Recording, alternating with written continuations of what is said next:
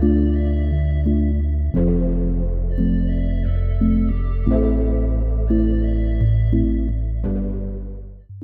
questi giorni anticiclone protagonista, ma con nebbie più diffuse sulle pianure del nord Italia che saranno molto più evidenti nel corso dei giorni successivi per lo scorrimento di correnti umide da sud-ovest e con un'anomalia delle temperature sui monti dove siamo sopra la media di oltre 4 gradi con cieli spesso sereni o poco nuvolosi. Dalla grafica notiamo come il campo di alta pressione sia molto saldo su tutta la nostra penisola, portando giornate spesso nebbiose sulle pianure mentre scorreranno le correnti stabili atlantiche più sul centro Europa. Le correnti fredde saranno quindi relegate più a nord, ma avremo comunque qualche filtrazione umida atlantica in arrivo tra il 28 e il 30 di dicembre, con qualche possibile piovigine sulle pianure. Quindi vivremo giornate spesso in compagnia con le nebbie sulle pianure, mentre a quote alte avremo di cieli poco nuvolosi e una vista panoramica delle nubi medio-basse su tutta la Val Padana. In questo contesto vivremo un quadro termico generalmente sopra la media, soprattutto sul centro Europa e sulle Alpi. In qualche modo vivremo comunque un clima fresco sulle pianure, in quanto rimarrà ancora ben presente l'inversione termica. Infatti le massime sulle pianure si attesteranno tra i 7 e gli 11 gradi, mentre sui monti avremo un caldo decisamente più anomalo. Un caldo che sarà molto più evidente ovunque a partire da Capodanno, quando avremo temperature al di sopra della media di oltre 15 gradi. Pensate che su tutta la nostra penisola arriveremo a punte oltre i 15 gradi sulle pianure e farà molto più caldo decisamente sulle Alpi, dove la neve andrà gradualmente a sciogliersi, quella accumulatasi ovviamente nel corso delle settimane precedenti. Per maggiori dettagli seguici sulle nostre pagine social e iscriviti al canale.